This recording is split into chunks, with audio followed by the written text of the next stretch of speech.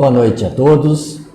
Mais uma vez, estamos aqui reunidos nessa tarefa abençoada de podermos produzir mais um episódio, o episódio número 26 do programa Jesus, Kardec e Nós, em que tentamos trazer para todos nós alguma orientação, alguma explicação, baseados no que o codificador nos ensinou nas suas obras e principalmente naquilo que Jesus tem colocado em nosso coração como meta, como rota para a nossa evolução.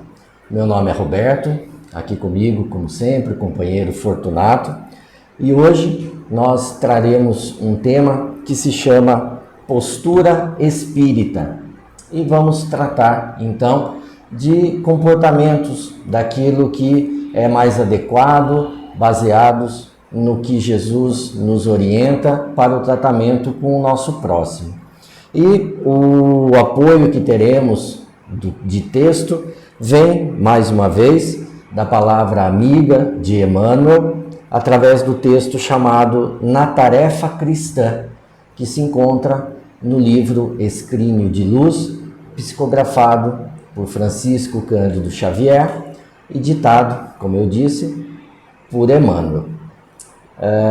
Peço que todos que estejam nos acompanhando conheçam as nossas redes sociais, procurem-nos no Facebook, no Instagram e no YouTube, onde esse vídeo está sendo postado. Se inscrevam, ativem as notificações para que todos os outros vídeos que nós já colocamos, que serão colocados futuramente, possam ser de acesso de todos. Então, vamos iniciar o nosso trabalho fazendo a leitura, comentando, intercalando até o final desse trabalho. Pois bem, o texto então, chamado Na Tarefa Cristã, começa da seguinte maneira: reparte o teu pão com o faminto e alivia a sede nos lábios ressequidos do teu irmão. Mas não esqueça balsamizar-lhes as chagas interiores com o remédio do entendimento e do carinho, restaurando-lhe a força exaurida ou a esperança quase morta. Jesus deseja ver com os nossos olhos, escutar com os nossos ouvidos e socorrer por nossas mãos. E vamos então iniciar com o comentário do nosso amigo Fortunato. Boa noite. Nós encontramos no nosso dia a dia várias situações em que podemos colaborar, amparar, porque muitas vezes as pessoas necessitam primeiramente de alguém que as escute. Não quer dizer que você tem que virar um depósito das aflições alheias, mas você ouvir com caridade, com companheirismo, com discernimento, para tentar orientar a pessoa para que ela busque uma solução para aquilo que a está afligindo. Muitas das vezes as pessoas acham que tem uma dificuldade, um problema gigante. E na verdade é medo de realmente agir sobre o problema. É medo de enfrentar o problema. E muitas das vezes, quando a gente não enfrenta o problema, quando a gente não busca a solução do problema, ele acaba crescendo, acaba se tornando uma coisa extremamente difícil de ser resolvida. Enquanto que quando a gente se acostuma a resolver os seus problemas no dia a dia, a gente vai deixando com que sejam pequenas soluções, pequenas tomadas de decisão, pequenos sacrifícios. E a postura do espírita, nesse ponto, sobre isso que foi falado, é a de ouvir, ver a dificuldade alheia, ver o problema, ver a sua dificuldade ver os seus problemas e buscar, na conexão com o nosso Mestre, com os nossos bons amigos espíritos, exercer a caridade, trazer para que ele possa ouvir uma boa palavra, uma palavra edificante, que vá levá-lo a se fortalecer para enfrentar as dificuldades que está passando. Bom, esse primeiro trecho que a gente acaba de ler, ele reforça, Emmanuel nos faz lembrar de que somos espíritos, ok? Somos, todos os demais vídeos dessa nossa série bem claro em explicar que a nossa essência é o ser espiritual, mas que nós estamos na matéria. Nós vivemos em um mundo material, porque como nós dissemos no vídeo anterior, precisamos dessa interligação para o desempenho das nossas habilidades. Então, quando ele coloca, reparte o teu pão, mata a sede do seu irmão que tem sede. Mas não se esqueça do contexto espiritual que aquele irmão também representa. No que ele quer dizer? Aquela necessidade inicial, aquela necessidade básica, a necessidade da matéria, precisa sim da nossa atenção e a gente tem que se esforçar com os meios que estiverem ao nosso alcance para resolver. E não adianta nesse primeiro momento, eventualmente um faminto, uma família passando uma necessidade material, a gente derramar sobre eles explicações, teorias, pedidos para que eles se animem diante daquele problema, porque nesse primeiro momento talvez eles não tenham condições de assimilar essa informação, porque a necessidade material está ali premente, está sufocando aquele espírito. Se sobrepondo ao resto. Se sobrepondo ao resto. Mas a partir do momento em que você percebe que a sua mão estendida socorreu nesse aspecto, não se esqueçamos de que naquele irmão que nós ajudamos na matéria, também é um espírito que precisa do amparo, da esperança, do discernimento, para que o seu ânimo se recobre. E, eventualmente, em pouco tempo, ele próprio, por suas próprias forças, através desse impulso, desse apoio que a gente oferece, ele próprio estará retomando o seu caminho. E nesse segundo trecho, que eu achei muito interessante, que ele fala que Jesus deseja trabalhar através das nossas mãos, ver pelos nossos olhos, me faz recordar um texto também de Emmanuel, no livro Fonte Viva, que é chamado Cristo em Nós, é o texto, e ele fala que os homens esperam por Jesus e Jesus espera igualmente dos homens, porque ele não abre mão do nosso apoio, ele não abre mão da nossa boa vontade para fazer operar tudo aquilo que ele tem de bondade, de amor em favor dos nossos irmãos, né? Em favor de todos aqueles que nos cercam.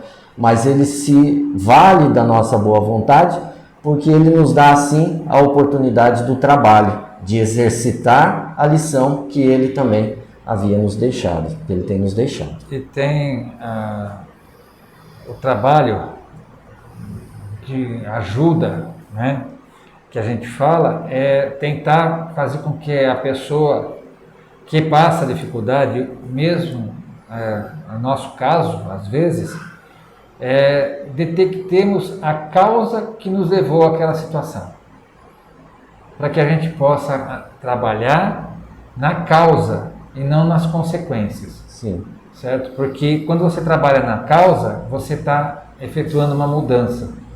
Quando você trabalha nas consequências, é tudo paliativo, é tudo apenas amenizando a condição do momento, mas não vai resolver os problemas realmente. E é o remédio do entendimento e do carinho, restaurando-lhe a força exaurida, é que vai auxiliar para que a causa do problema muitas vezes se modifique. Né? Exatamente. Bom, continuando o texto, Emmanuel fala da seguinte maneira: não estendas os braços somente nos dias da grande necessidade do teu próximo, porque a dádiva tardia significa recusa.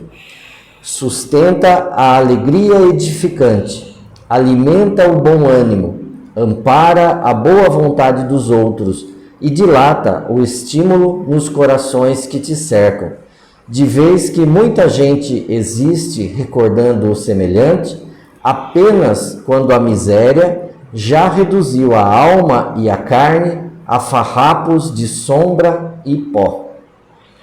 Impactante, mas é verdadeiro, né, Fortunato? Com certeza. É aquela situação do se eu soubesse. Às vezes a gente vê as coisas e não quer se envolver, não quer tomar conhecimento dos problemas dos outros, de maneira que a gente possa dar uma boa palavra, tentar fazer com que as pessoas se sintam mais aconchegadas, né? Que tem alguém se preocupando com ela, que tem alguém que quer ser seu amigo, quer ser seu companheiro, certo?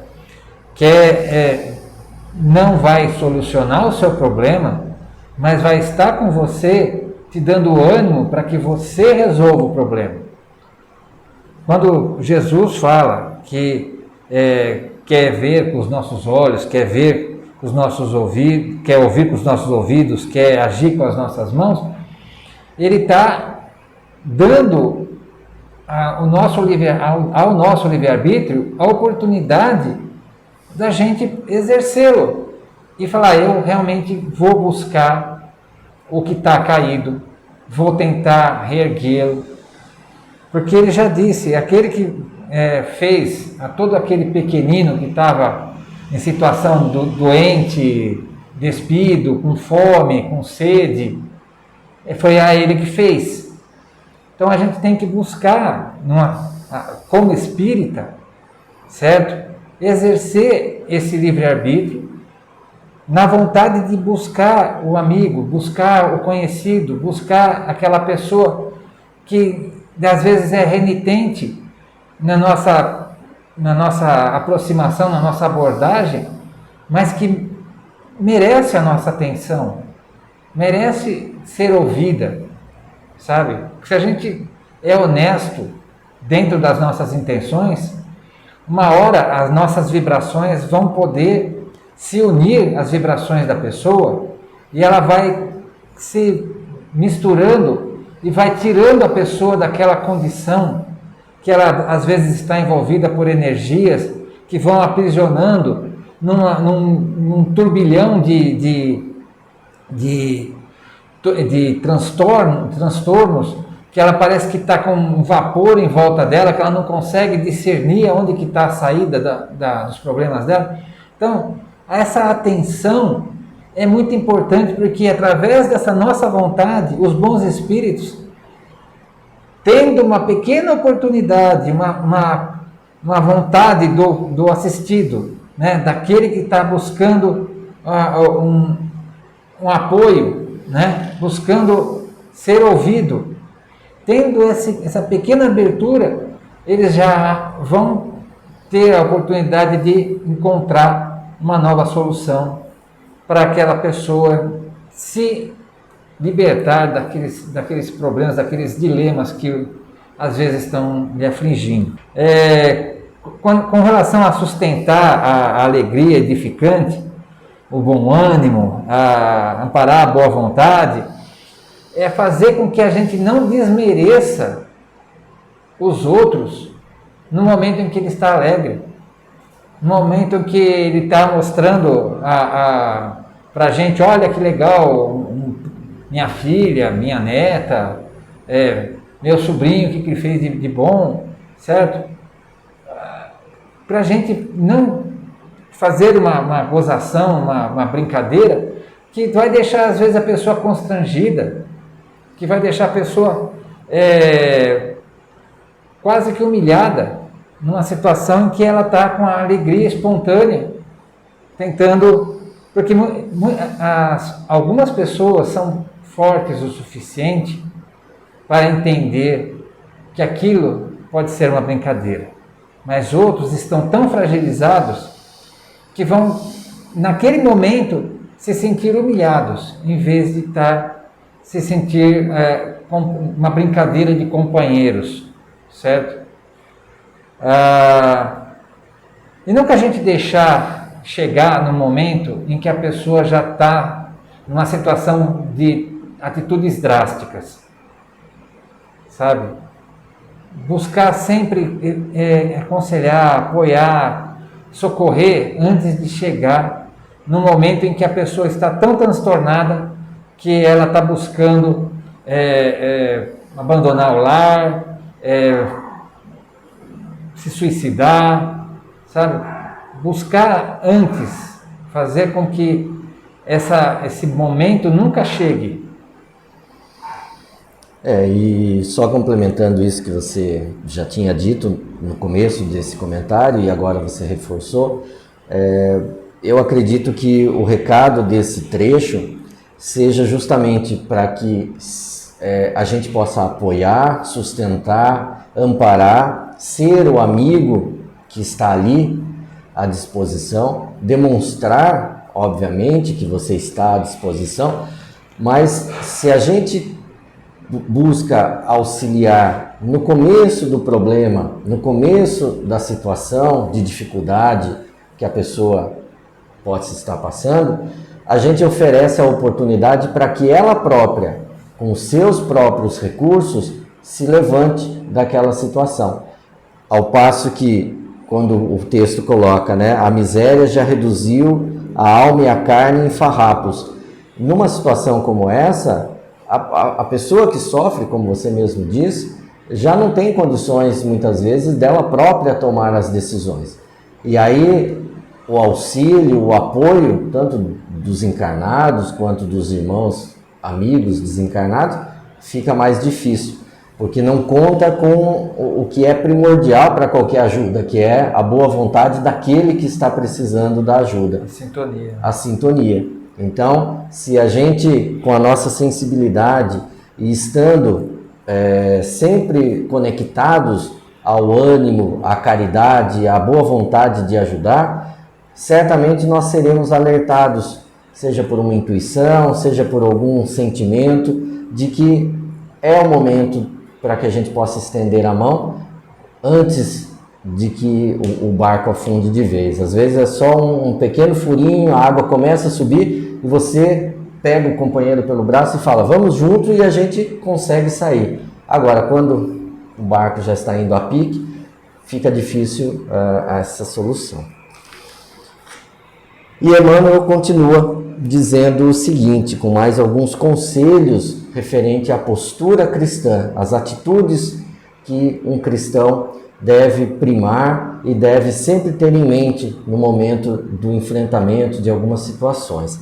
E ele diz assim, ante a maledicência, sê o verbo de Jesus, auxiliando o ausente cujo nome é golpeado sem compaixão. Diante da palavra em desvario, aplica os ouvidos do amigo celestial e sê complacente com os escravos da ignorância e do infortúnio. À frente da aflição e do mal, usa os olhos do Cristo, enchendo-te de compreensão e amor para ajudar sempre.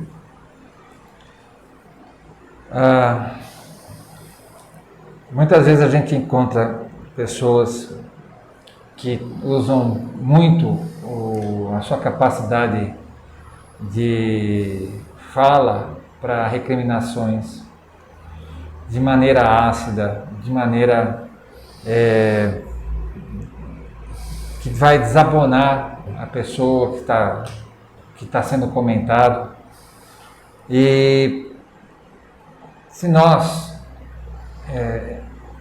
ouvirmos aquela famosa frase, né? O mal não merece ser divulgado em momento algum, né? Então a gente não pode concordar com isso.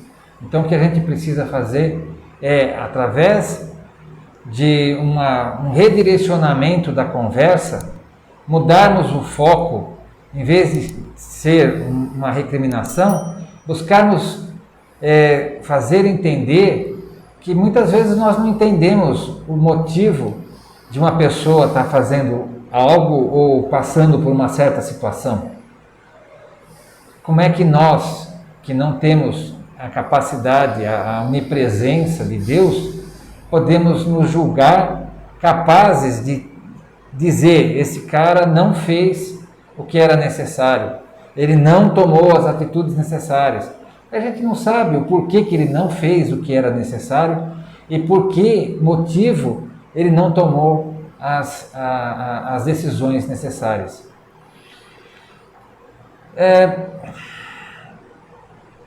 A gente vê as pessoas, às vezes, agressivas,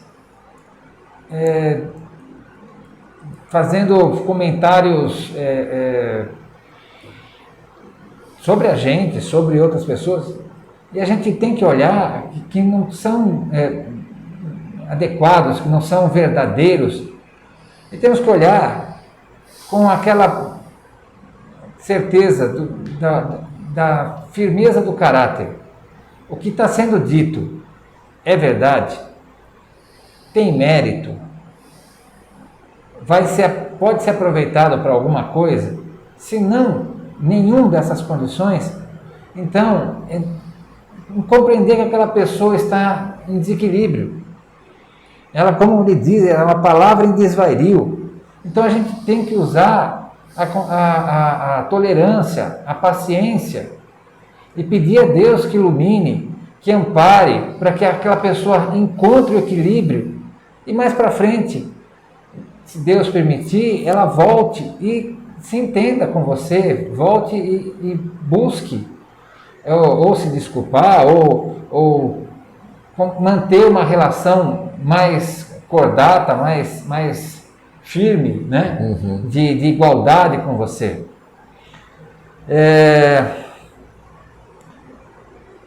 E que a gente nunca, quando a gente encontra,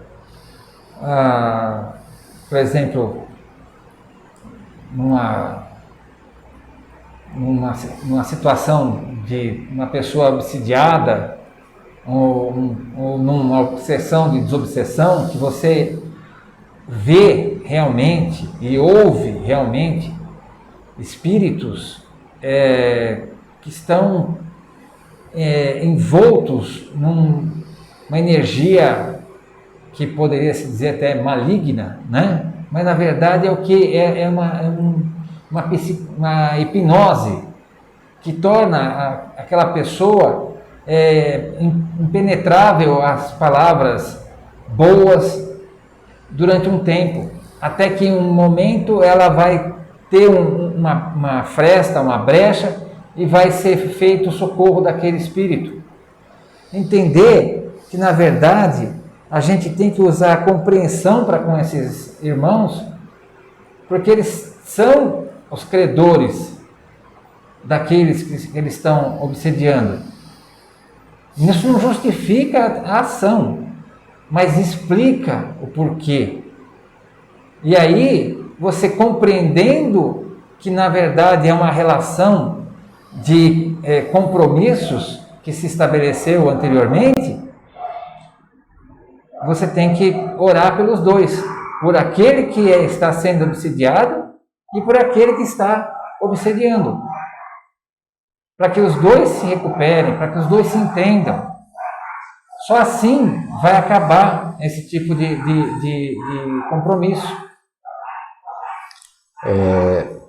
Esse texto, esse trecho que nós acabamos de ler, me fez lembrar a pergunta de Kardec no Livro dos Espíritos, quando ele, em outras palavras, mas acaba perguntando qual é o sentido, qual é o conteúdo do perdão para Jesus. E os Espíritos respondem que é a junção da benevolência, da indulgência e do perdão. E que são essas atitudes que devemos copiar, uma vez que Jesus é o nosso modelo, é o nosso exemplo, se queremos evoluir, se queremos avançar no nosso caminho espiritual. Então, quando há o conselho de Emmanuel para que a gente auxilie aquele que eventualmente está sendo difamado, injuriado e que não esteja ali para se defender, para apresentar a sua versão, é a benevolência, né? É ser benevolente e buscar dar às pessoas que estão proferindo aquelas palavras, independente se estão ou não com a razão de estarem falando, porque de fato houve algum acontecimento, mas expor que muitas vezes não é a maneira mais adequada de se resolver um problema que possa ter surgido.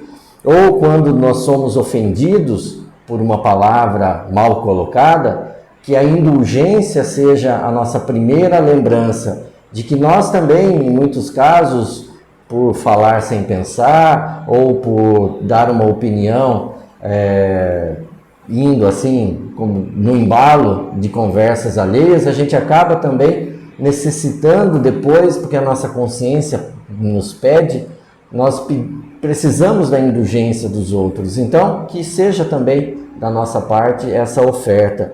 E o perdão, quando a gente observa que as aflições do mal, que o trabalho de irmãos, como o Fortunato colocou, que às vezes estão passando por situações de desequilíbrio, nos atingem, né? Nos rodeiam, que a gente possa olhar como Cristo, olhar com perdão, com bondade e entender que, se for possível, que a gente possa estender a mão para ajudar no reequilíbrio daquele ambiente, daquela situação em que a gente se depara.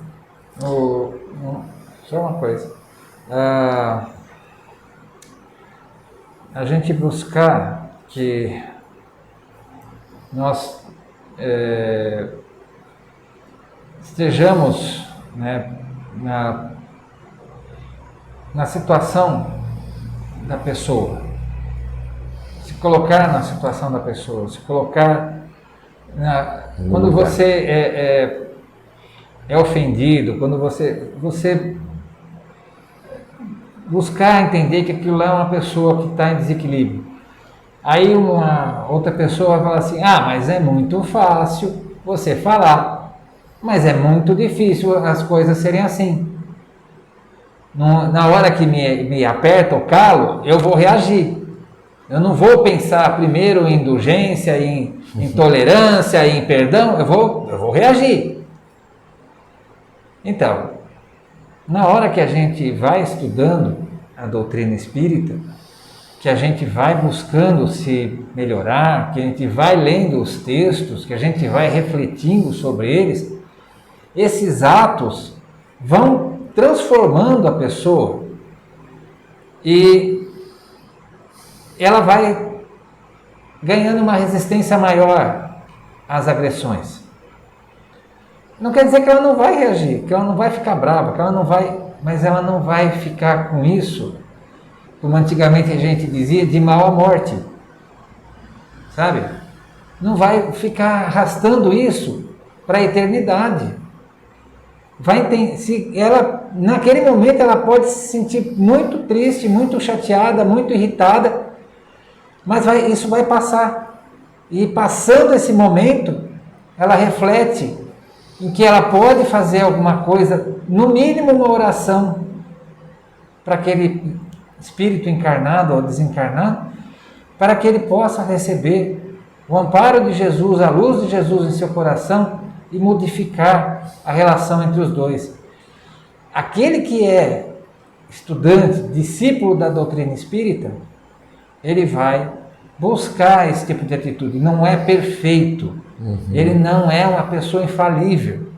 É uma pessoa que comete os erros, mas vai se aperceber dos erros e vai buscar a sua correção.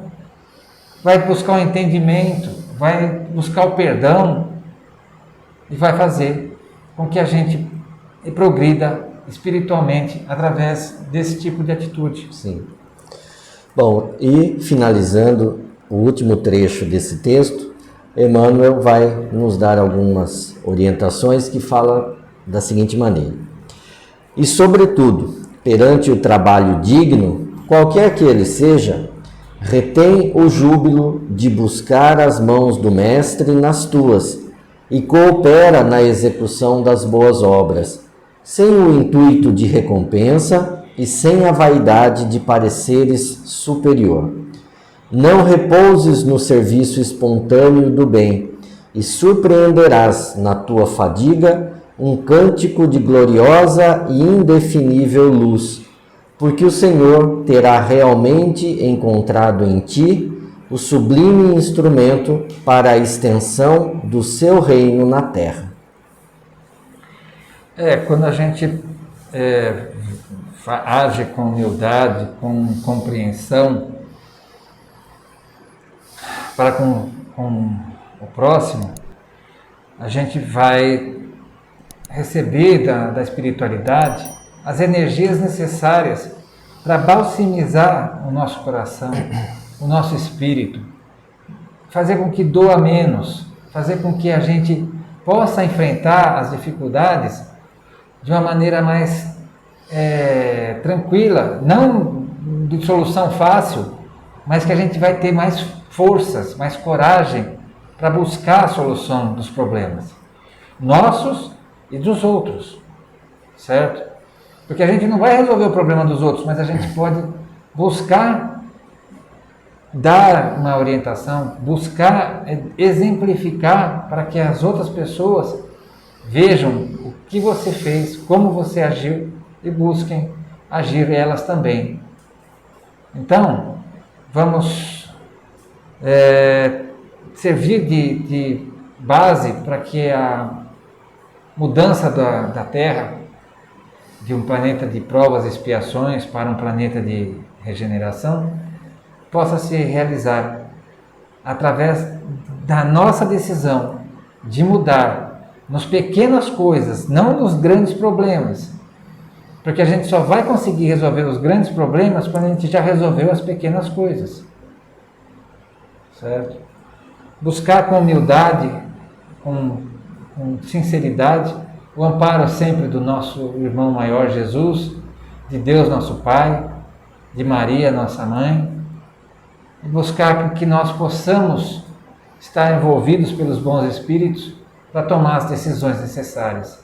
Nunca fazer as coisas num momento de raiva, num momento que você está sendo atacado. Buscar serenar o espírito, serenar a sua alma, para que você possa tomar as decisões necessárias. E quando ele coloca que qualquer que seja o trabalho que a gente procure desempenhar, que a gente se recorde de buscar a mão do Mestre para sobrepor-se à nossa, para que a gente possa fazer o melhor possível, é significado de que tudo aquilo que a gente se dispuser a fazer, seja uma obra em favor do próximo, seja uma obra em favor de nós mesmos, no sentido de, como tudo isso que a gente acabou de dizer, né, de termos benevolência, indulgência, isso requer trabalho, isso requer conhecimento das nossas faltas, das nossas falhas e o trabalho para melhorar. Mas todo esse trabalho, quando na companhia de Jesus, ele se torna menos cansativo, ele se torna mais proveitoso, os resultados são mais visíveis para o nosso coração e, como ele bem diz, sem o intuito de que alguém olhe para você e fale: nossa, como você está melhor, nossa, como você é uma pessoa mais calma. Não, as nossas atitudes vão reconfortar a nossa consciência. É para isso que a gente precisa buscar o trabalho, oferecer o nosso amor, oferecer a nossa mão de obra, sem se preocupar com o reconhecimento externo, mas sim da nossa própria consciência. Se alguém te chamar de mestre, de professor, de doutor, buscar a consciência de que você não é nada especial. Sim. Você é um espírito que está em provação na Terra e que vai passar pelas dificuldades para que você possa exercer a sua inteligência, exercer a sua capacidade de amar, de perdoar e de se esforçar para agir corretamente. Sim, porque todos esses títulos são perecíveis, são provisórios. O único que pode ostentar um título de mestre, porque de fato tem a moral para isso, é Jesus, e nós somos sempre aprendizes. E nesse último trecho, quando ele coloca que Jesus vai ter encontrado em nós um instrumento para a criação, né, para a implantação do reino de Deus na Terra, eu me recordo, mais uma vez, de uma obra de Chico Xavier, ditado pelo espírito Humberto de Campos, que é o livro Boa Nova. E num diálogo que consta no livro, em que Jesus fala que o reino de Deus, né, que tantas religiões propagam, né, a necessidade da busca pelo reino de Deus, e Jesus é simples em dizer que o reino de Deus é obra divina construída no coração de cada um de nós, de cada homem. Então, é muito significativo quando Emmanuel nos diz que a partir do momento em que nos abraçamos a Jesus, nos buscamos agir como um mestre e trabalhar de acordo com os seus ensinamentos, nós seremos instrumentos dessa obra divina, porque, como o Fortunato bem disse, os nossos exemplos, as nossas atitudes permitirão que cada um dos que estão ao nosso redor possa ter uma sementinha plantada dentro do seu coração, a sementinha desse reino. E em você mesmo, né? Dentro de nós mesmos, o reino de Deus começa a brotar, a germinar e transforma fundamentalmente toda a nossa caminhada, todo o nosso modo de ver os problemas, as questões, tudo passa a transcorrer com mais razão, né? Com mais motivos para ser. E isso nos conforta, nos consola e nos dá força para continuar seguindo. E nos liga com a espiritualidade superior, né?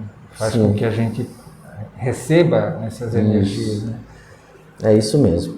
Então, esperamos que essa mensagem a respeito da postura cristã, da postura espírita especificamente, possa ter algum sentido para cada um de vocês que nos assistem, assim como nós também buscamos procurar esse sentido e aplicar nas nossas vidas, porque tudo aquilo que nós falamos não é com o intuito de indicar como se nós já fôssemos os perfeitos e que sabem tudo, nada disso. Mestres.